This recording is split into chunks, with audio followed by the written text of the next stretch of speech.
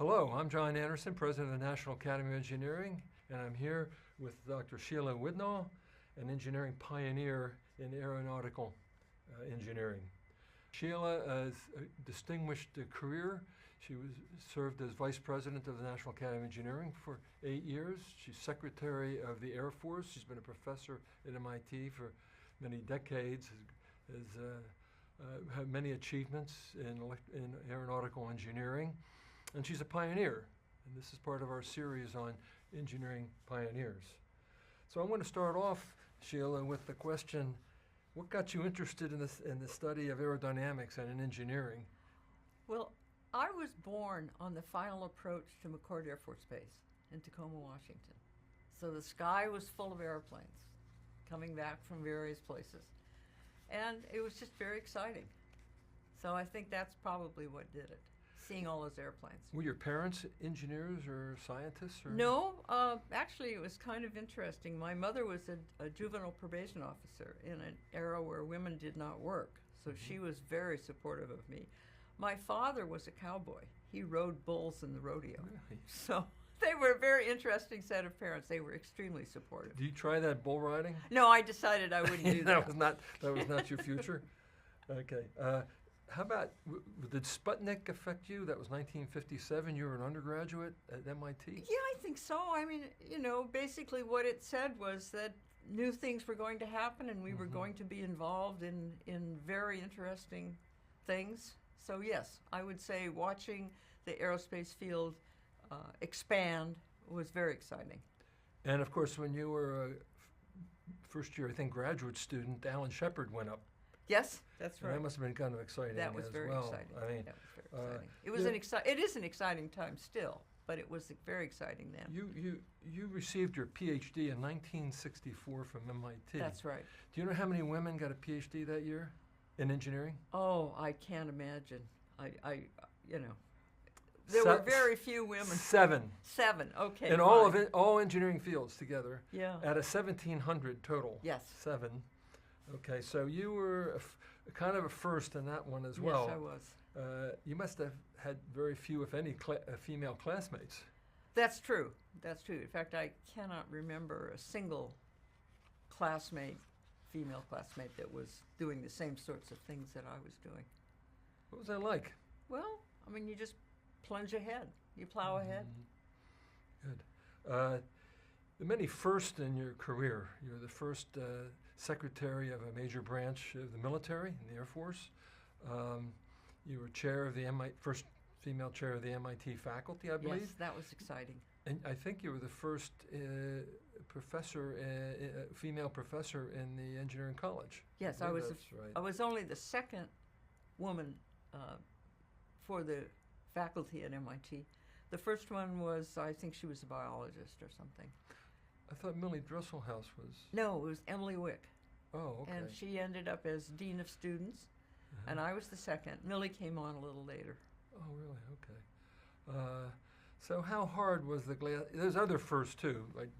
We don't have time to go through all of them, but how hard were the glass ceilings?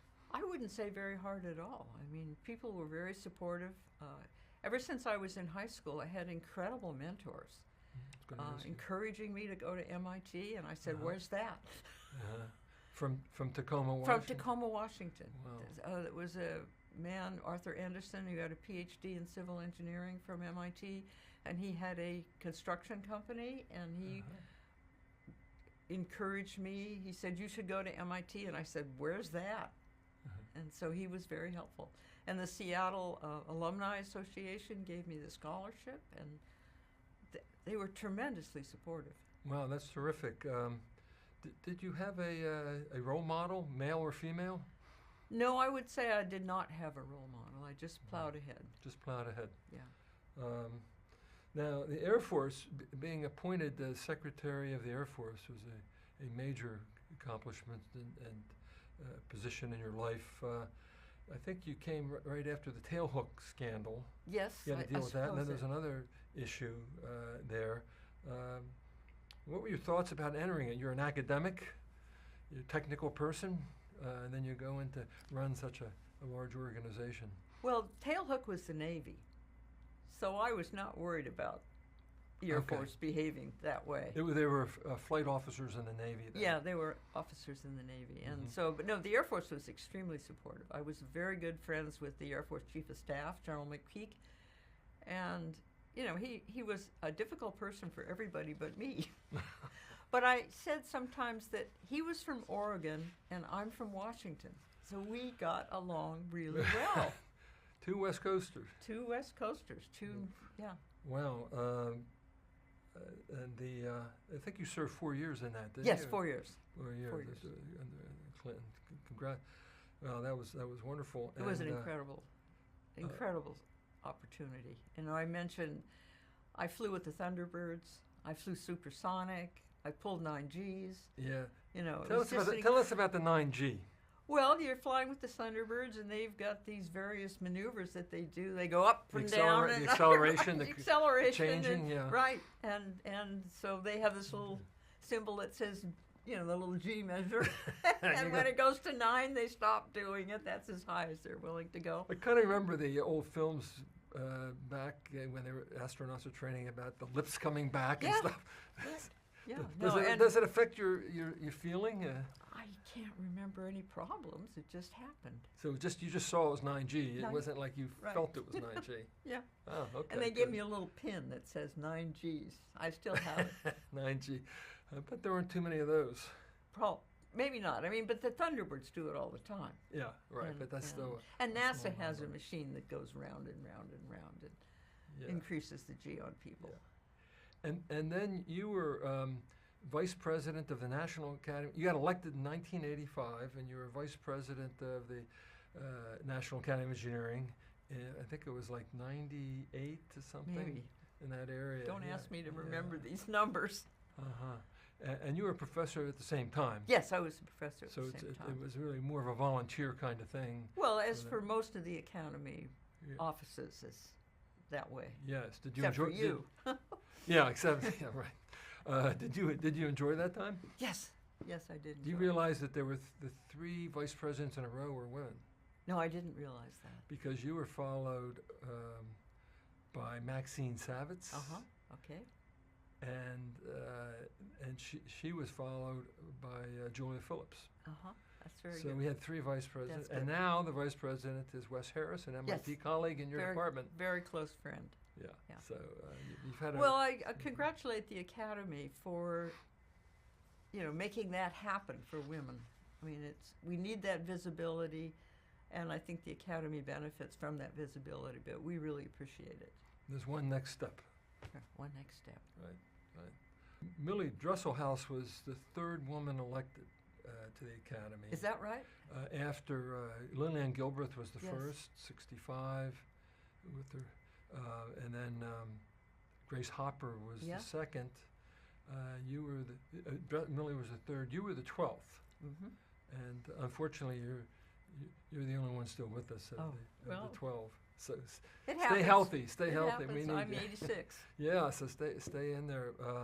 But that, you know, what was it like? There, you know, I looked at the data for membership, and through 1985, when you got elected, okay, there were 1,500 members elected from 1964, the founding, to Yeah. 1,500, and only 12 women. That's Yeah. pretty small. Well, I'm sort of used to that.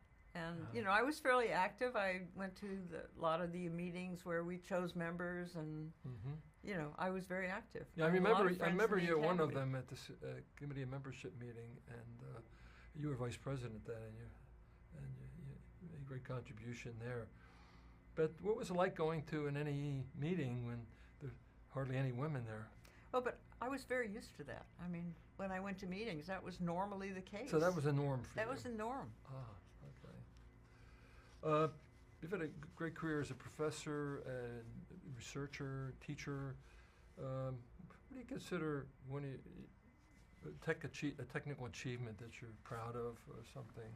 Well, my fundamental research was in fluid dynamics. Yes. And I think the most outstanding achievement was to study the stability of vortex rings. I don't think people know that a vortex ring will have little waves around it and break up. And I was fascinated by that. And now that's not the same as having an airplane. I did studies of aircraft wakes, the instability of aircraft wakes. There was a time when airplanes were flying into one another's wake and crashing. I had a good friend in the Air Force who was killed because when he landed, his airplane hit the wake of the plane that was So those wakes, those vortices, they go for 100 yards or more? Yeah, something like that. They have a fundamental instability, but you have to get it going. And so the instability of vortex wakes and the vortex ring was just fascinating. Yeah. That it had an instability. Yeah. I think, was it von Karman that also studied that? That might be. Yeah. I'm not sure about that. Yeah. But I'm a chemical engineer, and for me, everything was laminar flow. Sure. So Good luck with that. It's simple. Simple. You were co-chair of a very important study, I think it was just 2017, on sexual harassment of women, climate, culture, and consequences in academic sciences. As a co-chair, how did your experiences help you as co-chair in leading that committee? Well, I was very well aware before the committee even started of the various articles I was reading about thesis advisors who were sexually pressuring their graduate students. It was a bit outrageous, but there was a fair amount of it happening. And I was deeply appreciative when the Academy took on that committee because we really needed to make that point to see the scientific community understand that this was an issue that had to be dealt with. And it was, obviously the committee was not just engineering, but engineering, science, and medicine. So it was an entire Academy committee. And it got great publicity. At MIT, while this was going on, I had quite a number of meetings with various departments, with the senior leadership at MIT. We would get together and discuss these issues. MIT was deeply committed to dealing with these issues. So I was extremely pleased with the committee and with MIT's reaction to it. I want to come back to MIT, and they were pioneers also in equity for women faculty. I want to come back to that. Now, this report pointed out, as educational for me, that there's 3 major types of harassment. Yes. Oh, it's terrible. And most it's people, outrageous. Most people just think of sexual harassment as sexual assault, but there's the other 2 are important too. So you focused on that. And you also, I think, recommendations involve climate of welcoming, and not just for women. That report now it spawned something called an action collaborative. Good. And Action Collaborative is when the National Academies, the NRC, basically seeds an interest among organizations, mainly universities, and then they start chipping in money, and I think there's something like 60 universities. Wonderful. So it goes well beyond just putting out the report and having people be educated about it, and maybe changing some of their practices. I want you to know that it's a very active thing. It's called Action Collaborative. You can look that up on the National Academy's website, and you should see that one on that report. Well, I'm very glad to see that because, the Academy is full of incredibly wonderful people, and I think that has a responsibility to set the highest standards for behavior of its membership and the entire scientific and engineering communities. So I'm really quite pleased with the report and its follow-on. Well, it's nice to know that your report has a persistence and an impact that goes beyond just the publication of it. So, having looked at that and having seen what you had to address, and you've been very successful at negotiating the social landscape or professional landscape. What challenges do you think women in engineering face now? What are the more important challenges? Just say engineering. Well, I guess what I think is the most important challenge is when you're ignored. Or invisible or something. Ignored or invisible. I think, you know, I think in general women are stepping forward to take on engineering, and I think that's really important. I think at MIT, I believe roughly 30% of our graduate students are women, which is a pretty good number. Very high. It's not 50%, but it's roughly 30%. And I know that our department publishes these kinds of statistics to make the faculty aware of how we're doing. And, you know, we have many women on the faculty, and we have incredible women on the faculty. And you've had a woman president, too, right? Yes, actually 2 women presidents. Yes. So that's right. The current one is. Current one is a woman, right. and then we had a previous one. Yes, right. I think getting women interested is a challenge, and men as well, but more women. You know, we have this activity called Engineer Girl. Good. Which we shoot at 6th to 8th grade females. Good. And Good. You know, we think it's hard to measure impact like that. You can't just enrollments have gone up, but maybe not due to that, but maybe it's contributed a little bit, you know, to it. So it takes a lot of efforts. And mentoring, of course, and having people say to a young girl, "Hey, you should be an engineer," like Dr. Anderson did to you, right? You should go to MIT. You should go Where's to be an that? engineer. Yeah, be an engineer. I mean, that's what you need to hear. That's great. Now, and on MIT, there was a documentary film about this where one of your colleagues, I think was her name Hopkins, I'm not sure, brought out that Yes. The labs, Yes. the women were She getting did a less study. resources, Yes. and presented to Chuck Vest, and he took action. That had a big impact. That had a big. In fact, I think I even got a raise that year. Oh, you did? My salary went up, So which is great. It's a very good thing, then. Very huh? good thing. Yeah. No, Nancy Hopkins was great, and as I say, that publicity about that study lives on. And I thought it was great because it used data. Data. It wasn't anecdotal and so on. It was actual data. No, it was data. You couldn't refute it, really. And that's a really good documentary. Yes. I've seen it a couple times, so that's good. You see, what do you see as the future for women in engineering? You've already talked about leadership. That's, you know, and leadership of universities, academies, companies. I don't think there are too many women who are CEOs. That's maybe that's That a may be place. true. I have no idea. I'm not paying attention. We have a few. Ursula Burns is Yeah. a member, and Lisa Sue, and don't remember all of them, but she's for AMD and whatever.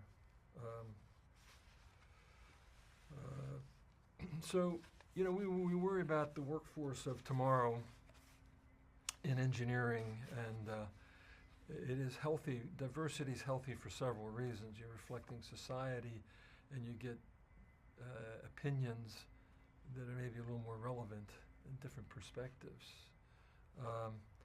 So what do you think we should be doing in the NAE as leaders of engineering? Well, I think you're doing a lot of good things. I think the publicity, the visibility, the encouragement, the programs that you're putting together to encourage women to go into engineering. And again, I think back to my original mentor who said, "You should go to MIT." And I said, "Where's that?"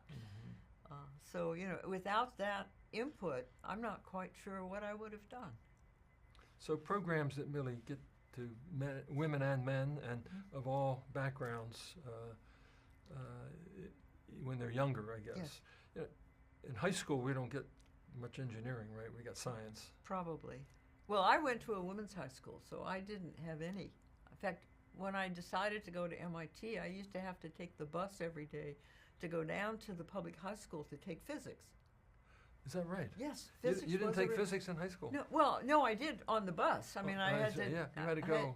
I was in, you know, Aquinas Academy, which was a Catholic women's school, and when I wanted to go to MIT, I had to take physics. So every afternoon, I'd get on the bus, and the bus would go down to the high school, and I would take the physics class. That's determination. That's determination. Sheila, that's determination. Yeah. Yes. I followed through. Wow. No, I don't know many people that would do Well, that yeah, for that physics. was pretty wild. They might do it for art history or something. Yeah. That's amazing. There, and that's another. You bring up another point. You know, there's so many inequities in terms of what's offered in your schools Yes. and where people go. So I think that's a really good example of you overcame it, but a lot of I people overcame it. It took some special effort to do that. And John Slaughter had a great comment in his. He gave a talk on engineering and society. He says we want talent to meet opportunity. Mhm. So how do we get that to happen? And it starts early, I guess. And Yeah, mentorship, encouraging people, making the field very interesting. Mhm. I mean, that's a good obviously, point. it's extremely interesting what's going on. Yeah. Of course, your field's very interesting. Yes, it is Very visual. Very visual. And you know, young kids like myself see airplanes and stuff like Right, that. it's exciting. It's exciting, right? It's very good. Yeah. And spacecraft. And Going spacecraft. to the moon. Oh yeah, launch floating vehicles. around in space and all that. Yeah. I love those movies about Yeah. that stuff too. That's good. You also were part of a committee, I think, at MIT that had worked on getting more women into MIT Yes. and admissions. Yes. And of course, universities for a long time, and maybe even today, put a lot of stock in test scores, SAT, Yes. ACT Yes. scores, and so on. Yes. I thought I heard you argue that maybe math SAT wasn't as important as people thought it was. Well, let me describe that because Yeah, I that was would be actually good. chairman of the admissions committee. You know, I was Mhm. in my Mhm. career, I have been like chairman of the faculty, but I've been chairman of several other committees, and we have an admissions committee. And my friend Art Smith, who was a professor of electrical engineering, did this study that made a graph, a plot, of the relationship between the math SAT and the grade point average upon graduation. And what he found, was two clouds, a cloud for men and a cloud for women. Mm. And when you looked at that, the obvious thing to do, and fortunately I was chairman of the admissions committee, so I could make this point, is to add 45 points to the women's math AT score. Mm. And so we did that. To get it up to the same GPA. Then. Yeah, to give it up to To the move, same to GPS. shift, yeah. Move it. And so we did that. I mean, everybody seemed willing to do it. I didn't have to, bang the drum or anything like that. So they were willing to do it. The admissions process went forward. And what I remember about those numbers, in 1 year, the percentage of women went from 28% to 40 or 45%. Didn't go to 50, but it went to about 40, 45%. And since then, it's gone up. I have no idea what it is now, but it's Yeah. that order of magnitude. Yeah. And it was very successful. I did something like that too when I was provost at a university, and GPA versus SAT, and the correlation was very weak. Yeah, I mean, actually, that's it's interesting. because that was the total SAT. Yeah. The SAT doesn't test creativity. No, I'm talking about the math SAT, You're talking which just is about the really math. quite specific. Yeah. Computer science at Carnegie Mellon, where I spent a lot of my career, looked at that too. But it wasn't math. It was taking. They based their admissions on having had a computer science course in high school, Oh, yeah, and that knocked out a lot of women. yeah. And then when they realized that, they lifted that requirement, Mm-hmm. and they got more women in, Yeah. and they've done very well. They were Yeah. ahead of the curve for computer science. Yeah, So Carnegie you have to Mellon's look at very these good at kinds of computer things. science. A lot of these things, that might be barriers that aren't as essential for your Right. studies. So that Well, was, for MIT, I think we did tend to focus on the math SAT. Mhm. And I did a lot of admissions. I used to read a lot of folders, Mhm. and I'd go through and check them off. And but the math SAT was always a very important part of that. Yeah, I'm not saying math isn't, but and we use math a lot in engineering, but it can be learned as well. So, Sure. Any other thing that you did at MIT that involved made a change? Do you think of? Well, no, I mean, I've been in MIT a very long No, I time. mean a change in terms of demographics. Well, I guess one thing I can remember, I don't know how important it was, but Millie and I used to have a class that we would get together. I don't know if it was a class for credit or it was just a daily thing, but we used to get together with students and talk about these kinds of issues that we're talking about engineering and creativity and all these things. And we did that together. Well, once you had a few women here, you could have a Yes, group, right? absolutely. And a networking group. We have something now at the National Academy of Engineering called Women of the NAE. Mm-hmm. And we call it a member-led group, Yes. which is open to everybody, so men can join it Sure. if they want as well. And that group has been very, very proactive and very positive in trying to. Yes, in fact, I got an email from them the other day. They were going to get together for some kind of annual meeting or something like that. It would be terrific if you could join in. They have Zoom meetings too. Yes, Zoom so meetings. you could come Right. in there and. I plan to do that. The leadership is great. The three women that lead it are doing a great job, and so we need. So that we also have same thing for underrepresented minorities of the NAE, and I think we're a lot healthier for all those things. I like to show the picture of the first class of NAE members. All men, they all dress the same. Of course. Same tie, same Right. Same sport coat and everything, whatever. So it's different. If you look back on your career, what moment or moments make you feel most proud of the path you took? All that sacrifice. Oh, it's been absolutely incredible. I have to say, building this platform and then being asked to be Secretary of the Air Force was obviously one of the most exciting things. That was an absolutely incredible experience, and I had built this platform as a faculty member at MIT, dealing with students, and now I was dealing with young people who could fly airplanes, and it was just so much fun. And I did that for 4 years, and then came back to MIT and continued with all the things I really enjoy doing. Working with graduate students and writing papers and going to conferences and going to NAE meetings. Yes. And electing people into the academy. And so that's all been a lot of fun. I can see why you'd fit in well with young people. Yes. Well, yes, of course. I When mean, you're a professor, you have to be able to work with young people. It's like having a lot of children. Most definitely. And you stuck at MIT your whole career. My whole too. career. There's not many people Except do for that. the visit. Except for the leave you had. The 4 years with the Air Force. Yeah, okay. And no regrets of anything? No regrets of anything. No, terrific. No, I was extremely fortunate. Right place, right time. Right. Right organization. Right. Maybe we have to start putting you to work again. Oh, that's terrifying. Then I'd have to travel on a plane and but get to meetings. yeah. So I've kind of finished with my questions. How about you just telling me anything you want the public to know? Well, I deeply appreciate the opportunity to meet with you and have this